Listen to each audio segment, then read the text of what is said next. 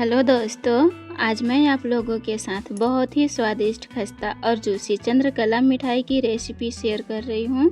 इस रक्षाबंधन पर आप लोग ये मिठाई ज़रूर बनाएं क्योंकि ये बहुत ही कम लागत में आसानी से बन जाता है और मार्केट में सबसे महंगे प्राइस पर बिकता है। हेलो दोस्तों, कैसे हैं आप लोग? आशा करती हूँ कि आप सभी लोग बिल्कुल ठीक होंगे। तो स्वागत है आप सभी का खुशबू होम किचन में। चलिए हम झटपट से आज की नई रेसिपी बना लेते हैं। इस मिठाई को बनाने के लिए सबसे पहले हम मावा की स्टफिंग बनाएंगे।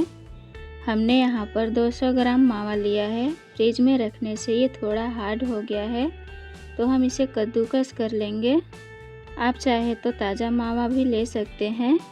अब हम इसमें 2 से 3 चम्मच शुगर डालकर मिक्स करेंगे। हमें इसे चाशनी में डिप करना है, तो आप स्टफिंग में शुगर ना भी डालेंगे तो चलेगा।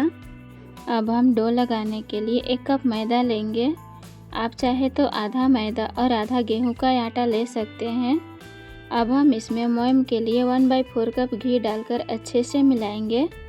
फिर हम थोड़ा थोड़ा पानी डालकर गूंदते हुए डो लगा लेंगे। इसका डो हम रोटी के डो से थोड़ा हार्ड रखेंगे। डो रेडी हो गया है। जब तक डो सेट हो रहा है तब तक हम इसे डिप करने के लिए चाशनी बना लेते हैं। एक कढ़ाई में हम 2 कप चीनी और 1 कप पानी डालकर चीनी को मेल्ट होने देंगे।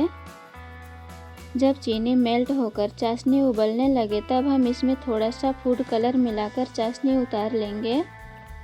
आप चाहे तो चाशनी बिना फूड कलर वाला भी बना सकते हैं। अब हम डो की छोटी सी लोई लेंगे और इसकी पूरी बेलेंगे। फिर हम एक गिलास या कटोरी से गोला गोला काट लेंगे और एक्स्ट्रा आटा को हटा लेंगे। अब हम एक पूरी लेंगे और बीच में स्टफिंग को रखेंगे। उसके बाद जो खाली जगह है उसके ऊपर पानी लगाकर दूसरी पूरी को रखकर चिपका लेंगे। अगर हम बिना पानी के चिपकाएंगे तो फ्राई होते टाइम ये छोड़ देगा।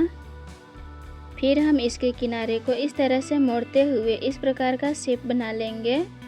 अब हम फ्राई करने के लिए कढ़ाई में तेल रखेंगे और ये जब हल्का गर्म हो जाए तब हम इसे ऑयल में डालकर बिल्कुल मीडियम फ्लेम पर फ्राई करेंगे। जब ये मिठाई फूलकर ऊपर आ जाए तब हम इसे उलटते पलटते हुए सुनहरा और क्रिस्पी होने तक फ्राई करेंगे। आप देख सकते हैं ये सुनहरा हो गया है। हम इसे ऑयल से छानकर चाशनी में डिप कर लेंगे और लगभग 30 मिनट चाशनी में ही रहने देंगे ताकि इसके अंदर चाशनी अच्छे से ऑब्जर्व हो जाए। दोस्तों, आप देख सकते हैं चंद्रकला मिठाई रेडी हो गया है। आप सभी को कैसा लगा कमेंट करके ज़रूर बताएं।